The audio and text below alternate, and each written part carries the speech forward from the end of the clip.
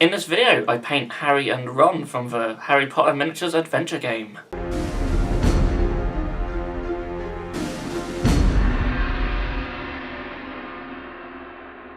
Hello to all you muggles in the Bits brood. This is my first Harry Potter Miniatures adventure game painting tutorial. I'm going to paint Harry and Ron, and they're quite similar, so I thought I'd paint them both in one video. I'm going to do a video for Hermione as well. And you can watch that right now if you go to our Patreon page. It will be up on YouTube a little bit later on in the future.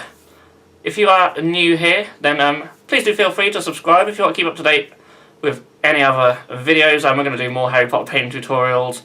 I plan to do the Death Eaters as well from the starter set. We'll hopefully get some games in the future as well. And we do all manner of other things. Miniature wargame and paint tutorials, back reps, conversion videos, etc. So if you have an interest in any of that and you haven't subscribed yet, then please feel free to do so.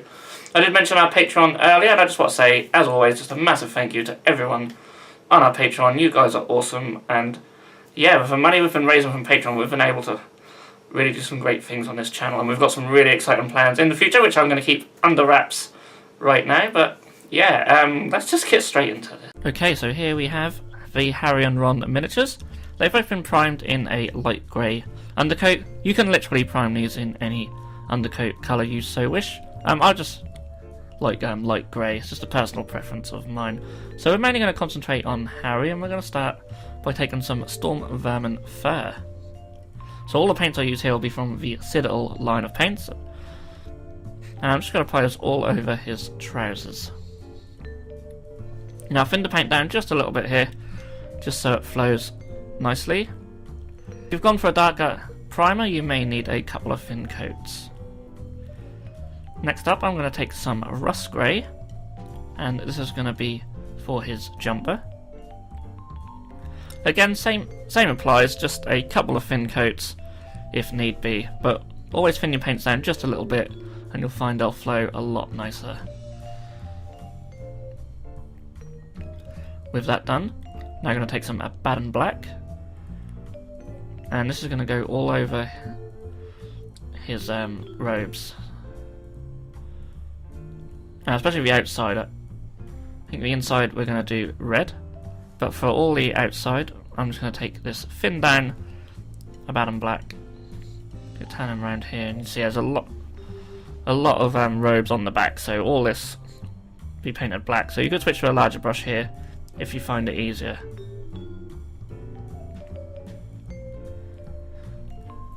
With that done, the next step is to take some corn red, and as I said, this is going to be for the inside of all the robes.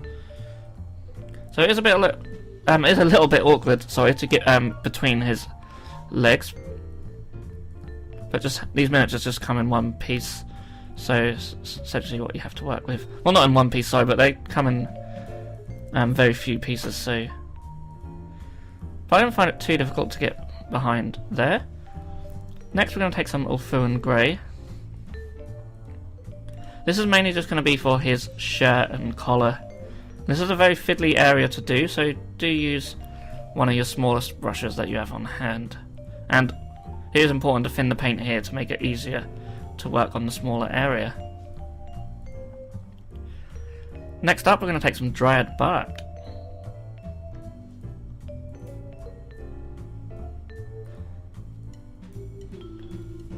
So this is mainly just going to be for his shoes. Now on the box art he did actually have black shoes, but I was just painting them brown here, and I've done Ron's in exactly the same way. It's up to you if you want to do these black instead. Next up, we're going to take some Warp Fiend Grey, and this is just for the stones on the base. Now you can obviously paint these however you so wish. I just thought I'd go for like a sort of light purpley grey. Thought that'd be quite sort of different, and it'll stand out a little bit from all the grey that is already on the miniatures. Now as you can see, it's quite thinned out there, so I do 2 or 3 coats, but you don't really need to apply it so thin.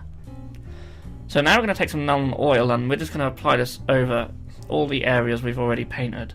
This will just give us some nice definition in all the shadows. And as you can see, all the details now starting to really pop. It is important just to spread this out as evenly as possible. You don't want it to pool up too much in any areas, or it might look a little bit blotchy.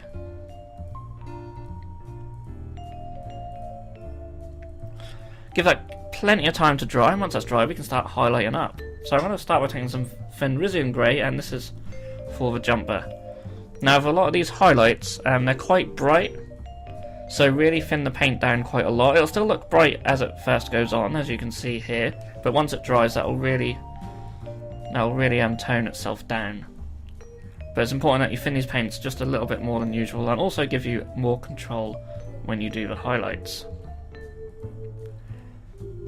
So next up, I've got some Cold Grey from Vallejo here. You could use Dawnstone from Citadel, but I just don't happen to have it on hand, so this is just like a substitute for that. And that's to highlight all the trousers. As you can see, again, I've thinned it down quite a lot, and it will look quite bright as it goes on. But once it dries, that'll be a lot more subtle.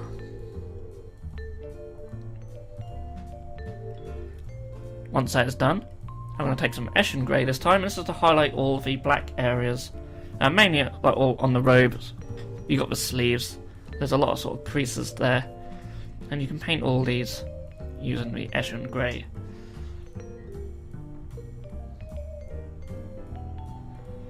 Again, I thinned it out slightly, so this will be a bit more of a subtle highlight.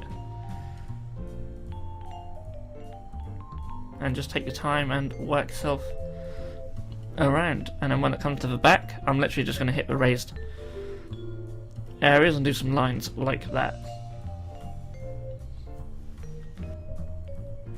So once they are dry, I'm actually going to add a further highlight this time, and we're going to take the Fang.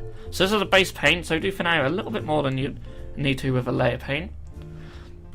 And we're going to do similar highlights, but this time not as much, so just be a little more selective, hit the sort of higher areas, do shorter highlights rather than the whole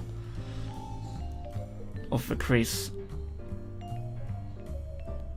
When it comes to the back, just going to hit the very raised areas, like so. And again, this will dry a lot more subtle than it looks as it goes on.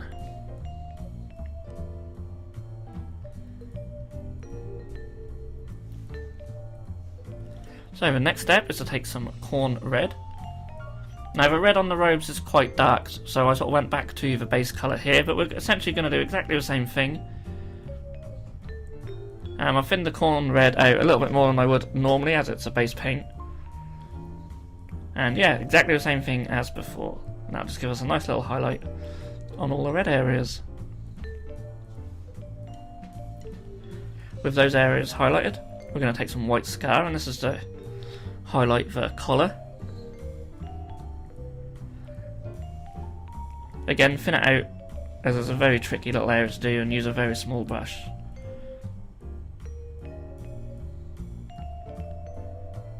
It's a bit hard for me to do on camera, which is why you only see me do a few little dots, but I do go back in and paint it fully, as you can see there. So next I'm going to take some Avalanche Sunset.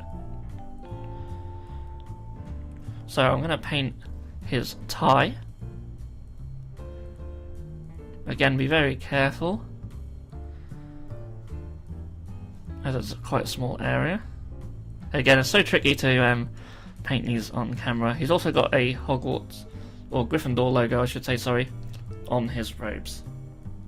So once you've blocked in the yellow, you can then take some Corn Red, and I'm going to add some stripes on the tie. So just do very small little dots of this, just sort of give the impression of stripes.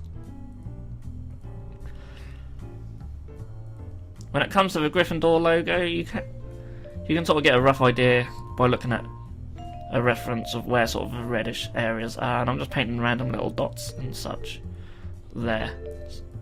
So it sort of gives the impression. Now I'm going to take some Kislev Flesh, which is obviously for his flesh. I'm going to paint his hands and his face. Now when it comes to painting skin, especially faces, I do highly recommend thinning the paint out and doing 2 or 3 thin coats just to maintain the detail. Once you're happy with the base coat there, you can take some Reichland Flesh Shade, and this will add a nice shade into all the recessed areas. It might pull up around the eyes, in which case you can sort of soak it up like a sponge with your brush, or you can come in with a dry brush and that'll be even more effective. We're going to highlight the skin areas with some flayed one flesh.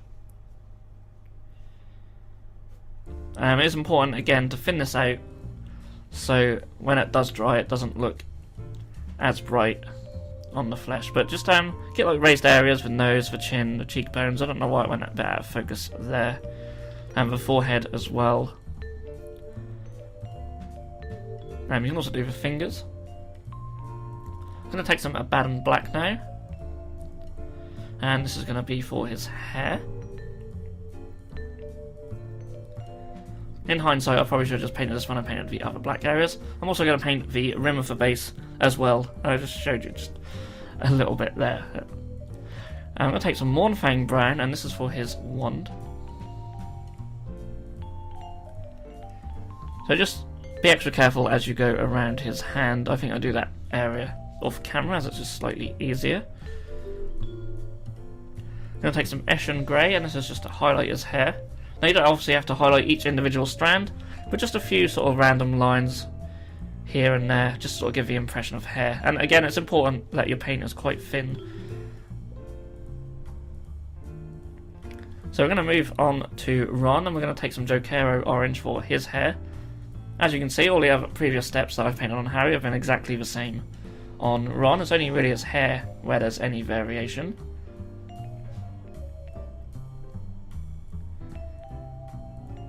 I'm going to shade his hair next with some Agrax Earthshade.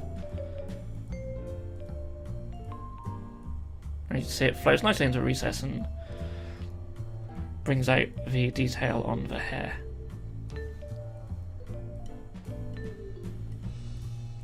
So moving back to Harry, we're going to take some Warp Fiend Grey. I'm just going to do like little highlights on the stones. I'm just sort of going to take one side, well, two sides of it, sorry, and just paint a little sort of highlight around them. Sort of gives the impression a little bit of depth. And here we have the two completed miniatures. So I've gone for just a basic tabletop standard here. These videos are usually aimed at people who are new to miniature painting, or anyone who would just like to get their miniatures painted as quickly as possible and battle ready. So I hope you guys have enjoyed this video and you do like the final result of these miniatures. If that applies to you, then definitely please do give this video a thumbs up so we know that you enjoy it.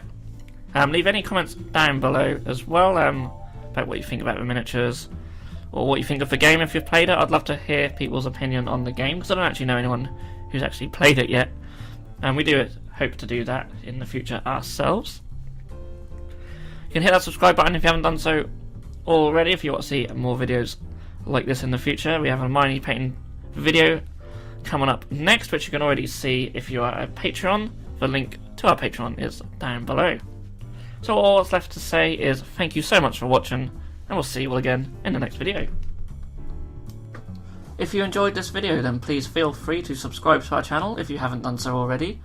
You can also click that bell icon to be notified when a new video has gone live on this channel. On the screen now are two more videos that you may wish to check out, and a link to our Patreon page also. Thank you so much for watching, and we'll see you again soon.